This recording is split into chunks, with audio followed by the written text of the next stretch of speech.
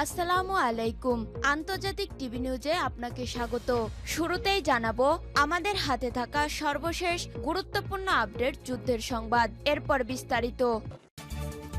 বাংলাদেশের সর্বশেষ গুরুত্বপূর্ণ আপডেট সংবাদে আপনাকে স্বাগত। শুরুতেই সংবাদ শিরোনাম, পরে বিস্তারিত।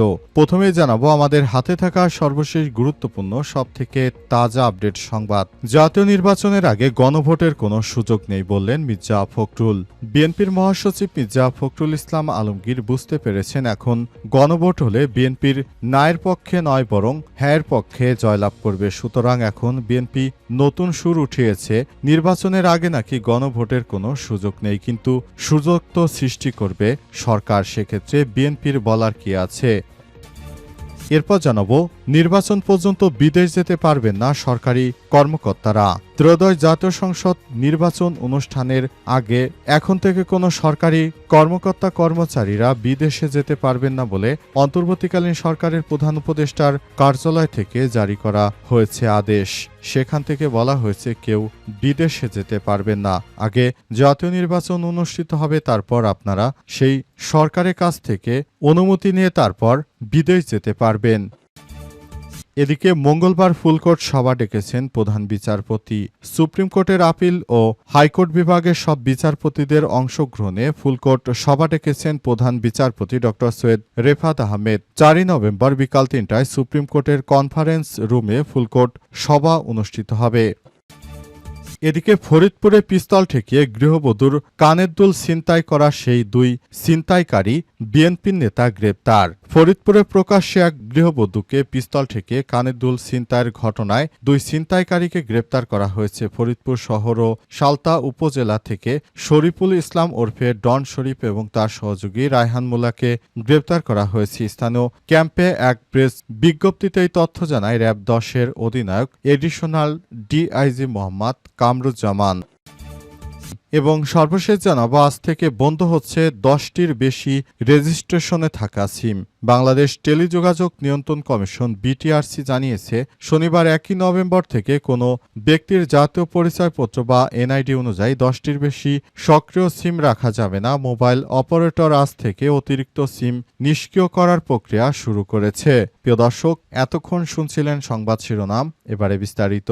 তবে তার আগে বন্ধুরা অনুরোধ থাকবে এই সংবাদটিতে একটি লাইক দিন। এই চ্যানেলে আপনি নতুন হয়ে থাকলে আমাদের সংবাদটি দেখতে দেখতে চ্যানেলটি সাবস্ক্রাইব করে রাখুন। কমেন্ট করে বন্ধুরা আপনার মূল্যবান মতামত জানিয়ে দিন আপনি বিশ্বের কোন দেশ থেকে বা বাংলাদেশের কোন স্থান থেকে আমাদের সংবাদটি দেখছেন এবং শুনছেন। আর বন্ধুরা সংবাদটি আপনার সোশ্যাল মিডিয়া ফেসবুকে শেয়ার করে বন্ধুদেরও দেখার সুযোগ করে দিন। আর গাজা যুদ্ধে আপনি যদি নিরীহ ফিলিস্তিনিদের ভালোবেসে থাকেন কমেন্টে ইয়েস লিখে বিশ্ববাসীকে জানিয়ে দিন। এবারে বিস্তারিত। জাতীয় নির্বাচনের আগে গণভোটের কোনো সুযোগ নেই বললেন মির্জা ফখরুল। বিএনপির মহাসচিব মির্জা ফখরুল ইসলাম আলমগীর বলেছেন জাতীয় নির্বাচনের আগে কোনোরূপ গণভোটের কোনো সুযোগ নেই। অন্তর্বর্তীকালীন সরকার কিংবা কিছু রাজনৈতিক দল যতই গণভোটের কথা বলুক না কেন এখন আর গণভোট করার কোনো সুযোগ নেই। গণভোট করতে হলে যে সময় ছিল সেটা পার হয়ে গেছে বলে মন্তব্য করেছেন বিএনপির মহাসচিব মির্জা ফখরুল ইসলাম আলমগীর। তিনি বলেছেন গণভোটের মাধ্যমে আমরা বাংলাদেশটাকে আর নির্বাচনকে পিছপা করতে চাই না। এখন নির্বাচন হবে এদেশের মানুষের ইচ্ছায়। নির্বাচনের মাধ্যমে দেশটাকে এগিয়ে নেওয়ার জন্য আমরা ইতিমধ্যেই যেভাবে কাজ শুরু করেছি আশা করছি আমরা নতুনভাবে বাংলাদেশ তৈরি করার জন্য একটি নির্বাচন অত্যাধিক গুরুতর প্রয়োজন। নির্বাচনটাকে অত্যন্ত সুন্দরভাবে সাবলীলভাবে আমরা করার জন্য এসব বিষয়গুলো নিয়ে এগিয়ে যেতে চাই বলে মন্তব্য করেছেন মির্জা ফখরুল। মির্জা ফখরুল আরও বলেছেন দেশটাকে সুন্দরভাবে সাজানোর জন্য এখন প্রয়োজন শুধু একটি রাজনৈতিক সরকারের, কারণ অন্তর্বর্তী বা কেয়ারটেকার সরকার তিনি বেশি দিন ক্ষমতায় থাকলে দেশ আরও সংকটের ভিতর পড়বে। বিএনপি আরও বলেছেন এই সরকারের কোনোভাবেই ম্যান্ডেট নেই জুলাই সনদ বাস্তবায়ন করা।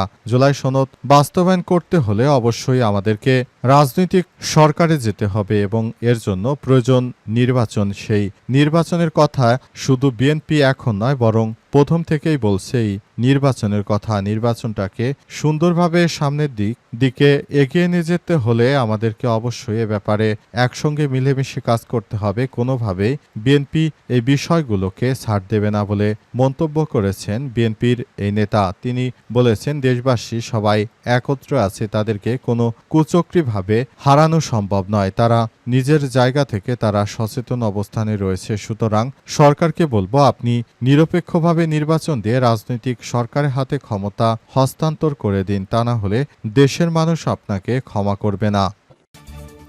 নির্বাচন পর্যন্ত বিদেশ যেতে পারবেন না সরকারি কর্মকর্তারা। ত্রয়োদশ জাতীয় সংসদ নির্বাচন অনুষ্ঠিত না হওয়া পর্যন্ত কোনো সরকারি কর্মকর্তা একান্ত প্রয়োজন ছাড়া বিদেশ ভ্রমণ করার নির্দেশনা দিয়েছেন প্রধান উপদেষ্টার কার্যালয়।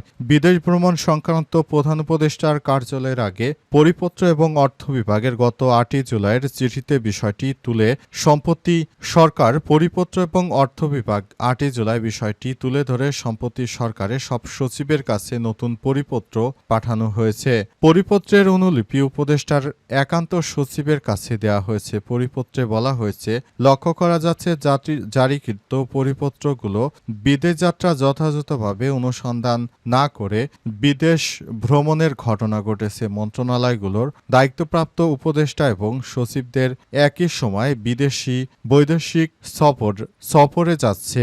একই মন্ত্রণালয়ের অনেক কর্মকর্তা একই সঙ্গে বিদেশ যাচ্ছেন। এই ধরনের প্রস্তাব প্রায় প্রধান উপদেষ্টার কার্যালয়ে পাঠানো হচ্ছে, যা আগের নির্দেশনাগুলোর পরিপন্থী। সরকারি কর্মকর্তাদের বিদেশ ভ্রমণ সংক্রান্ত আগের সব নির্দেশনা প্রতিপালনের নির্দেশনা দিয়েছে। পরিপত্রে বলা হয়েছে, এখন থেকে আগামী জাতীয় নির্বাচন অনুষ্ঠিত হওয়া পর্যন্ত একান্ত অপরিহার্য কারণ ছাড়া বিদেশ ভ্রমণ পরিহার করার অনুরোধ রইল।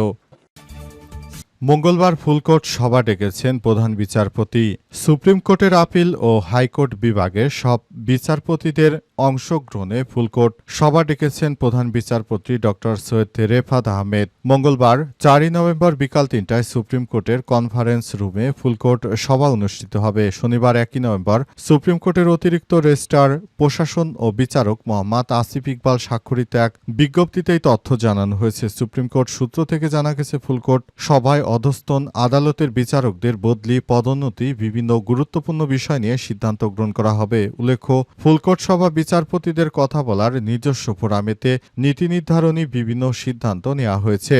বাংলাদেশের বর্তমান যিনি প্রধান বিচারপতি রয়েছেন, তিনি ক্ষমতা আসার পর অনেক বড় বড় অপরাধ করে অপরাধীরা ছাড় পেয়ে যাচ্ছে। এদের মধ্যে দেখা যাচ্ছে অনেকেই চুরি ছিনতাইয়ের কাজে যুক্ত থাকার পরও তারা মানুষকে হয়রানি করেছিল, এমন লোকজন আবার সহজেই জামিন পেয়ে যাচ্ছে। এসব ব্যক্তিরা যেন জামিন না পায় সে ব্যাপারে সরকারের প্রধান বিচারপতির যে দায়িত্বশীল ভূমিকা থাকার কথা ছিল, আসলে সেটি পরিলক্ষিত হচ্ছে না। এজন্য প্রধান বিচারপতির প্রতি ক্ষোভ রয়েছে সাধারণ মানুষের। হয়তো তিনি অধস্তন আদালতের যেসব বিচারপতি রয়েছেন তাদেরকে জবাবদিহিতায় আনার জন্য তারা কি কারণে এত গণহারে জামিন দিচ্ছে, যেখানে পুলিশের সদস্যরা প্রতিনিয়ত অপরাধীদেরকে গ্রেপ্তার করছে এবং প্রতিনিয়ত নানা রকম সমস্যাগুলো থেকে বাঁচার চেষ্টা করছে, তারপর কেন এসব সন্ত্রাসীদেরকে আবার জামিন দেওয়া হচ্ছে? তারা কি আদতের টাকা খেয়ে জামিন দিচ্ছেন, নাকি এমনিতেই তারা শাস্তিযোগ্য অপরাধী নয় বিদায় তাদেরকে ছেড়ে দেওয়া হচ্ছে? প্রতিনিয়ত এভাবে রাজধানী থেকে ছিনতাইকারী, চাঁদাবাজ এবং যারা মানুষ খুন করে তাদেরকে গ্রেপ্তার করার পর এসব ব্যক্তিরা মূলত আবার নতুন করে তারা প্রতিনিয়ত অপরাধের সাম্রাজ্য গড়ে তুলেছে।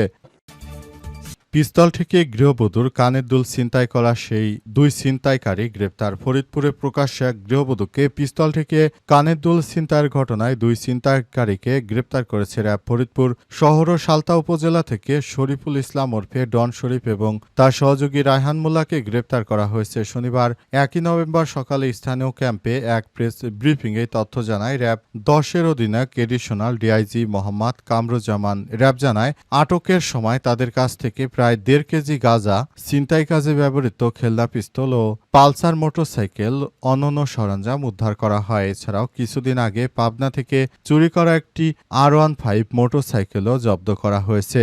গ্রেপ্তার আসামিদের বরাত দিয়ে র্যাব আরও জানায়, তারা দীর্ঘদিন ধরে ফরিদপুর শহর আশপাশের এলাকায় অস্ত্রের ভয় দেখিয়ে মহিলাদের কাছ থেকে স্বর্ণালংকার ও চেইন, মোবাইল ফোন ছিনিয়ে নিয়ে আসছিল। তারা সাধারণত ভোরবেলা বা রাতের শেষ প্রহরে পথচারীদের টার্গেট করে দ্রুত মোটরসাইকেল নিয়ে ঘটনাস্থল ত্যাগ করত, যাতে শনাক্ত করা না যায় তারা স্থানীয়ভাবে মাদক ক্রয় বিক্রয়ের সঙ্গে জড়িত ছিল। এছাড়াও ডন শরীফের বিরুদ্ধে হত্যা, ছিনতাই, মাদক সহ 10টির বেশি মামলা রয়েছে বলে জানিয়েছে র্যাব। পরবর্তী আইনগত ব্যবস্থা গ্রহণের প্রেক্ষিতে আটককৃতদের ফরিদপুর কোতোয়ালি থানায় হস্তান্তর করা হয়েছে। উল্লেখ্য, 21শে অক্টোবর সদর উপজেলায় শহরতলির উত্তর শোভারামপুর এলাকায় নিজ বাড়ির সামনে থেকে এক নারীকে পিস্তল ঠেকিয়ে কানের দুল ছিনতাই করে ওই দুই ছিনতাইকারী।